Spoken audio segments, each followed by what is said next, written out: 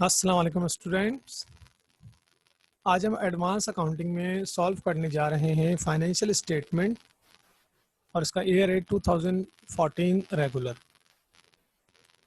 ठीक है, ये क्वेश्चन मैंने सामने पेस्ट किया हुआ है। Financial statement, moon limited has an authorise capital 40 lakh divided into 40,000 shares of 100 rupees 100 each. Following is the pre-closing trial balance on December 31st 2013.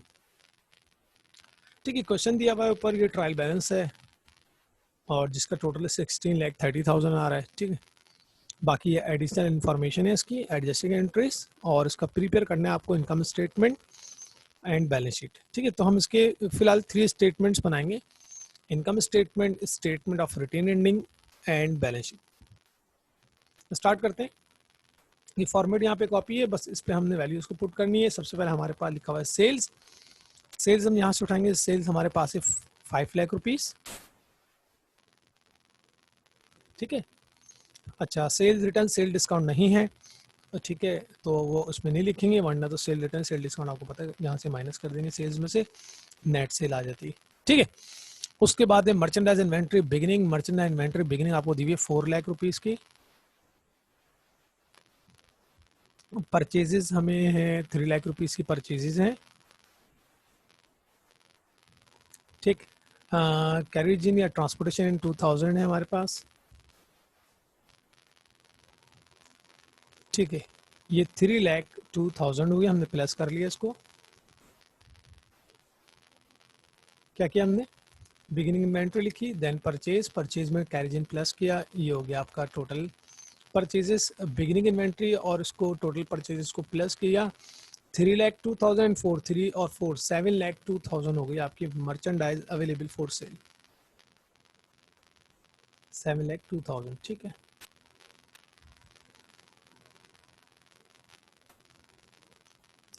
Merchandise inventory, sorry machinery ले ली मैंने, ये 1,40,000 की है। ठीक है, तो ये हो गई आपकी 4,42,000। ठीक है, मर्चेंडाइज इन्वेंट्री बिगिनिंग, फिर परचेज, परचेज में कैरेज इन प्लस किया, ये टोटल परचेज हो गई। बिगिनिंग इन्वेंट्री को परचेज में प्लस किया, ये हो गई मर्चेंडाइज अवेलेबल फॉर सेल्स 4,42,000।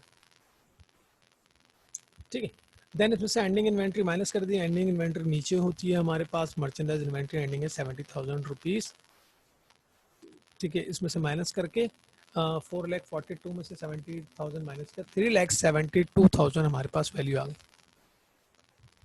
ठीक है, ये हो गई आपकी कॉस्ट ऑफ गुड सोल्ड। फिर हमने सेल्स में से कॉस्ट ऑफ गुड सोल्ड को माइनस कर दिया, ये आ जाएगी आपकी जीपी 128। ठीक है, ये हो गई आपकी ग्रॉस प्रॉफिट। ग्रॉस प्रॉफिट के बाद सैलरी एक्सपेंस देखते हैं। ऊपर सैलरी एक्सपेंस हमें दिया हुआ है 18,000। ठीक है, नीचे कोई इसकी एडजस्टमेंट नहीं है तो हमने 18,000 डायरेक्ट ले लिया। देन हमें डायरेक्टर फी एक्सपेंस दिया हुआ है 10,000, इसकी भी कोई एडजस्टमेंट नहीं है तो हमने 10,000 डायरेक्टर फी एक्सपेंस भी ले लिया। इंश्योरेंस एक्सपेंस हमें दिया हुआ है आपका प्रीपेड इंश्योरेंस 3,000, और नीचे आपको दिया इंश्योरेंस एक्सपायर हो गया।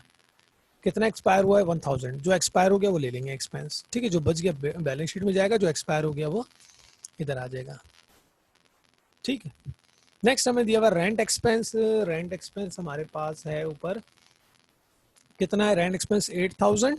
ठीक है, और rent expense for the year 6,000, यानी 8,000 एक्सपेंस था, इसमें से प्रीपेड 2,000 रह गया, समझे, इस तरह कह लें आप, तो 6,000 एक्सपेंस आ गया है।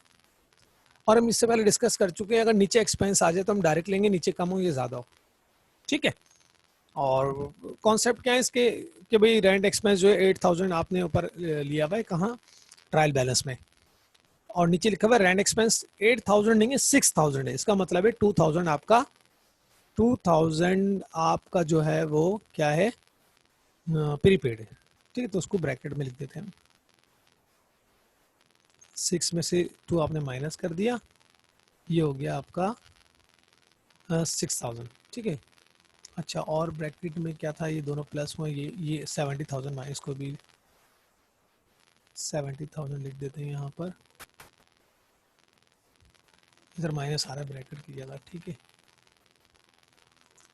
तो ये हो गया आपका 4,42,000 में 70 के 3,72,000, सेल में से GP cost of goods sold की जीपी 128,000, फिर आपका आ गया सैलरी एक्सपेंस 18,000, डायरेक्टर फी 10,000, और ये इंश्योरेंस एक्सपेंस 1,000, और रेंट एक्सपेंस ये माइनस करके हो गया 6,000। नेक्स्ट हमारा है डेप्रिसिएशन एक्सपेंस।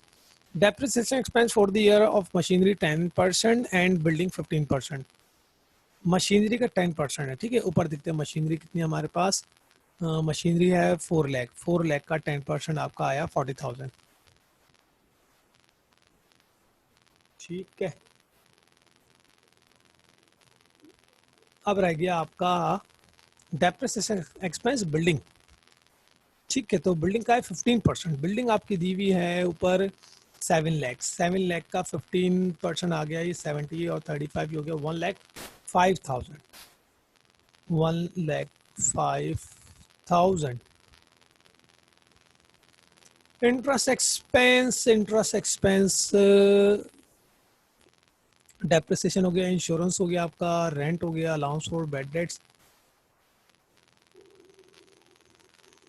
अच्छा, एक ये हो गया accrued interest on bonds for 3 months, ठीक है। ये देखते हैं पहले, एक्रूड इंटरेस्ट और बॉन्ड 3 मंथ, ये हमारे बॉन्ड दिया हुआ है 10 lakh rupees, 1 lakh rupees sorry, 1 lakh का 10% निकालेंगे आप, 1 लाख का 10% आया कितना, 10,000, 10,000 1 ईयर का आया है, ठीक है। वो आपसे बोल रहा है कि कितना निकालें आप, accrued interest bond for 3 month, 3 months का निकालें आप, ठीक है। तो 3 मंथ्स का मतलब हो गया 1 क्वार्टर का निकालें आप। ये जो 10,000 आया वो कितना है, वो 1 ईयर का है, 1 साल का। 1 साल में कितने क्वार्टर, 4 क्वार्टर होते हैं। तो एक फर्स्ट क्वार्टर कितना बना, 2,500। किस तरह कैलकुलेट किया हमने, 10,000 को 4 से डिवाइड कर दिया, 2,500 आ गया, ठीक है। या फिर इस तरह कह लें 10,000 मल्टीप्लाई 3 डिवाइडेड बाई 12, तो भी 2,500 आएगा। ये आपका हो गया इंटरेस्ट एक्सपेंस, ठीक है। डेप्रिसिएशन हो गया, इंश्योरेंस हो गया, रेंट हो गया, अच्छा इंटरेस्ट एक्सपेंस हो गया, मर्चेंडाइज हो गई, ठीक है। अब रह गया allowance for bad debts. Allowance for bad debts estimated is to be maintain 4% of account receivable. ऊपर अकाउंट रिसीवेबल हमें दिया हुआ है 30,000, ठीक है। अब हम क्या कर रहे हैं, 30,000 का 4% निकालते हैं, 30,000 मल्टीप्लाई 4%, 1,200 आ गया। यानी अलाउंस फॉर बैड डेट्स कितना होना चाहिए, 1,200 होना चाहिए। और ऊपर पहले से allowance for bad dates credit side में 1,500 दिया हुआ है, ठीक है। ये जो क्रेडिट में कितना है वो 1,500, कम है ज्यादा है, ज्यादा है, कितना ज्यादा है, 300 एक्सेस है। यानी कंपनी की पॉलिसी है कि आपका जो अलाउंस फॉर बैड डेट्स है वो इस साल जो है 4% होना चाहिए। बैलेंस आपका जो है ईयर एंड बैलेंस है अलाउंस में, वो कितना होना चाहिए, 4%, मीन्स 1,200 होना चाहिए। और इसमें पहले से ही 300 रुपये ज्यादा है, 300 ज्यादा है, तो एक्सपेंस की एंट्री तो पास नहीं होगी। एक्सपेंस की जब होती है, जब इधर कम होती है, इधर 1,000 होती है, और वो बोले 1,200 होने चाहिए, और इधर 1,000 है, तो हम डिफरेंस क्या करते, क्रेडिट बैलेंस को माइनस कर देते, डिफरेंस निकालते इसका, ठीक है। और डिफरेंस निकालने के बाद क्या करते, हम 1,000 में से 1,200 माइनस करते, 200 से एंट्री पास करते, bad debt expense debit, allowance for bad dates credit, और ऑपरेटिंग एक्सपेंस में भी एक्सपेंस ले लेते। मगर इधर क्या मसला है, इधर 300 एक्सेस है। जब 300 एक्सेस है तो हम क्या करेंगे, 300 को प्रॉफिट अकाउंट में प्लस कर देंगे, यानी प्रॉफिट में ट्रांसफर कर देंगे, यानी रिटेन अर्निंग में ट्रांसफर कर देंगे 300 को, ठीक है। तो एक्सपेंस की एंट्री पास नहीं होगी, इसलिए बैड डेट एक्सपेंस यहाँ पर नहीं लिखा। क्या करते हैं, एक्सपेंस को टोटल करते हैं, इधर फार्मूला लगाते हैं SUM, ये फार्मूला लगाते हैं यहाँ पर, और टोटल कर रहे हैं हम इन हेड इन वन, इन सबका टोटल आ गया 1,82,500, ठीक है। अच्छा है, 1,28,000 में से 1,82,500 माइनस करते हैं।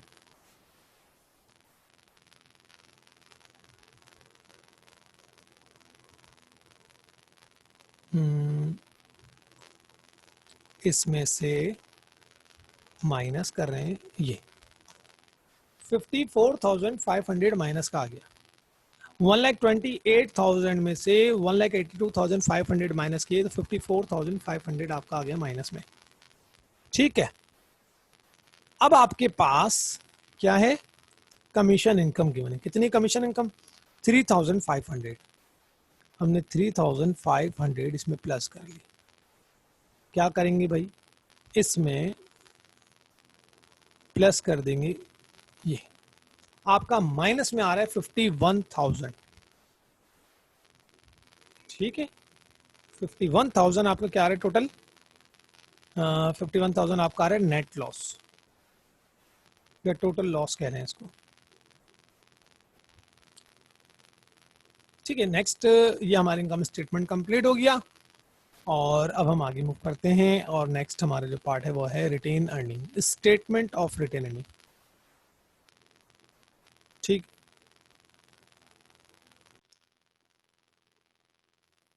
ठीक, स्टेटमेंट ऑफ रिटेन अर्निंग और स्टेटमेंट ऑफ रिटेन अर्निंग का फॉर्मेट आपके सामने बना हुआ है और इससे पहले भी हम इसको डिस्कस कर चुके हैं, शेयर कर चुके हैं आपके साथ। ठीक है, सबसे पहले हमारे पास आती है बिगिनिंग इन्वेंट्री।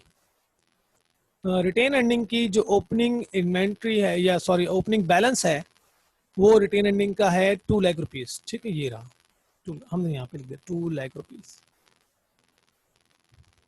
ठीक है, फिर हमें नेट लॉस हमें हुआ है 51,000। नेट लॉस हमें हुआ है 51,000। ठीक है, हम क्या करते हैं इसमें इसको प्लस कर लेते हैं। हमारे पास 1,49,000 का नेट अमाउंट आ गया। ठीक है, हम बात करें इस वक्त स्टेटमेंट ऑफ रिटेन अर्निंग की। अच्छा, उसके बाद इसमें कैश डिविडेंड नीचे देखें, ये लिखा हुआ है the company decided to declare cash dividend of ₹15,000। Cash dividend 15,000 है। ठीक है, एंड आपका appropriate a sum of 40,000 for building extension. 40,000 आपने बिल्डिंग एक्सटेंशन के लिए रखा हुआ है। ये रिजर्व कितने रिजर्व होगा टोटल आपके? 40 और 15 55,000। ठीक है, ये माइनस में। अब देखते हैं इसका नेट बैलेंस कितना आया। 94,000 इसकी नेट वैल्यू आ गई। क्या किया हमने, रिटेन एंडिंग के बिगनिंग में ये नेट लॉस जो होता है इसको ऐड किया तो ये माइनस में तो माइनस प्लस हुआ, आंसर आया 1,49,000। देन कैश डिविडेंड और रिजर्व को प्लस किया 55 और 149 में से 55 माइनस किया 94,000 आपका आ गया बैलेंस। वो जो मैंने अभी पीछे डिस्कस किया कि अलाउंस और बैड डेट जो है वो एक्सेस है 300 से एक्सेस है, तो 300 जो है ट्रांसफर कर देंगे रिटेन एंडिंग में, तो 300 हम यहाँ पे ऐड कर लेते हैं। ठीक है, तो हमने इसमें प्लस कर लिया, ये 94,300 आपका आ गया है इस वक्त रिटेन अर्निंग का बैलेंस 94,300। ठीक है, तो ये आपका रिटेन अर्निंग स्टेटमेंट था। रिटेन अर्निंग बिगिनिंग में हम नेट लॉस को माइनस किया, 1,49,000 बैलेंस आ गया। फिर हमने कैश डिविडेंड और रिजर्व फॉर बिल्डिंग एक्सटेंशन को प्लस करके लिखा, 149 में से 55,000 माइनस कर दिए, ये आगे 94,000। देन हमने 300 प्लस कर दिया आपका allowance for bad dates credit balance, तो ये आपका आ गया 94,300 फाइनल बैलेंस। ठीक है, ये 94,300 ट्रांसफर करेंगे हम बैलेंस शीट में। नेक्स्ट बैलेंस शीट, ये बैलेंस शीट है। सबसे पहले हम यहाँ पे 94,300 रिटेन अर्निंग का बैलेंस लिख देते हैं। ठीक, ठीक है, बैलेंस शीट है। बैलेंस शीट में Moon limited balance sheet as on December 31, 2013। Equity आपकी लेफ्ट हैंड पे एंड एसेट्स आपके राइट हैंड पे आ गए। और सबसे पहले आपने हेडिंग लगाई रजिस्टर्ड कैपिटल या थ्राइस कैपिटल, उसमें आपको दिया हुआ है 40,000 ordinary shares, 100 each, 40 lakh rupees. ठीक है, 40 लाख के आपके शेयर्स हो गए। और शेयर होल्डर इक्विटी में आपने लिखा ऑर्डिनरी शेयर कैपिटल 80,000 मल्टीप्लाई 100। आपको जो शेयर कैपिटल इधर गिवन है कितना है शेयर कैपिटल, ये आ गया आपका कैपिटल, ये रहा 8 लाख रुपीस, ठीक है। इसकी पार वैल्यू कितनी है 100, तो 8 लाख को हमने 100 से डिवाइड किया तो कितना आ गया 8000, तो 8000 100 ईच आपके कैपिटल है, कितना होगी ये 8 लाख रुपीस, ये 8 लाख रुपीस का। अच्छा एक चीज ध्यान में रखें, ये जो अथॉराइज कैपिटल है इसको हम टोटल में प्लस नहीं करते, ये इसको आप अलग कर देंगे यानी, ठीक है, इसको टोटल में प्लस नहीं करेंगे, ये इसको आप बोल्ड कर दें, चले बोल्ड भी नहीं हो रही क्या हो, अच्छा ठीक ठीक ठीक ठीक ठीक है, एंड पे गए और इसको हम क्या कर रहे हैं अंडरलाइन, ताकि ये बिल्कुल अलग हो जाए, ठीक है। ये 40,000 अब टोटल में नहीं आएगा, सॉरी 4 लाख,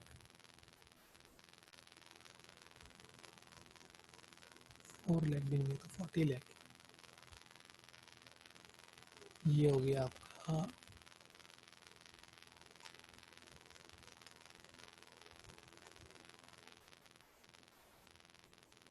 ठीक।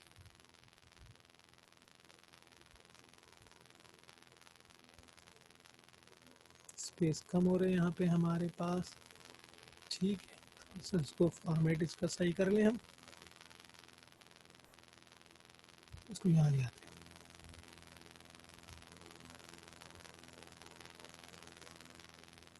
क्या करें फॉर्मेट भी इसका सही कर लें, ठीक है, तब कंप्लीट हो गए। ये 40 लाख रुपीस का आपका जो है शेयर कैपिटल हो गया, थ्राइस कैपिटल जिसको हम बोलते हैं। आपका पेड अप कैपिटल 8 लाख आ गया, रिटेन अर्निंग आ गई, ठीक है। अच्छा आगे चलते हैं, लॉन्ग टर्म लाइबिलिटी की बात करते हैं। लॉन्ग टर्म लाइबिलिटी हमारे पास है ये डिबेंचर पेबल, ठीक है, 10% बॉन्ड्स पेबल है 1 लाख का, ये हमने लिख दिया 1 लाख, ठीक है। नेक्स्ट आते हैं अकाउंट्स पेबल, हमारा शेयर कैपिटल हो गया, अलाउंस फॉर बैड डेट्स हो गया, अकाउंट्स पेबल आपका 25,000 है, ये अकाउंट्स पेबल आ गया। इंटरेस्ट पेबल जैसे हमने लिया था 2500 का, तो वो इंटरेस्ट एक्सपेंस उसमें आ गया और इंटरेस्ट पेबल इसमें आ गया, इसलिए कि आपको इंटरेस्ट अभी पे करना है, लाइबिलिटी पर इंटरेस्ट आपको पे करना है, अभी आपने इंटरेस्ट पे नहीं किया है, ठीक है, तो पेबल है आपका ये। अच्छा भाई कैश डिविडेंड कितना था, हमारा कैश डिविडेंड था ये 15,000, ये 15,000 आपका आ गया कैश डिविडेंड पेबल, ये शॉर्ट टर्म लाइबिलिटी भी हो गई, ठीक है। ये अथॉराइज कैपिटल हो गया, कैपिटल आ गया, रिटेन अर्निंग आ गई, इसमें बॉन्ड्स पेबल हो गया, करंट लाइबिलिटी में ये तीनों लाइबिलिटीज आ गई। रिजर्व फॉर बिल्डिंग एक्सटेंशन हमारे पास है, कितना है 40,000, ये 40,000 आपका हो गया ये, ठीक है। इधर टोटल करते हैं उसी तरह बिल्कुल, ये टोटल का फार्मूला लगाते हैं यहाँ पर CUM, ठीक है, और ये रहा, हम कर रहे हैं इस वक्त टोटल ये सब, ये हो गया 1076800, 10,76,800, ठीक है, 10,76,800। अब ज़रा हम आते हैं करंट एसेट्स की तरफ। सबसे पहले हमारे पास है कैश, कैश कितना है 17,000, अकाउंट रिसीवेबल हमें दिया हुआ है 30,000 का, अलाउंस फॉर बैड डेट्स 1200 लेंगे हम यहाँ पर, ठीक है, यहाँ पे माइनस कर देंगे, इसमें से माइनस कर दिया आपने 1200, ठीक है, ये 28,800 आ गया। मर्चेंडाइज इन्वेंट्री एंडिंग आएगी, एंडिंग है 70,000 की, तो हमने 70,000 ले लिया यहाँ पे मर्चेंडाइज इन्वेंट्री को।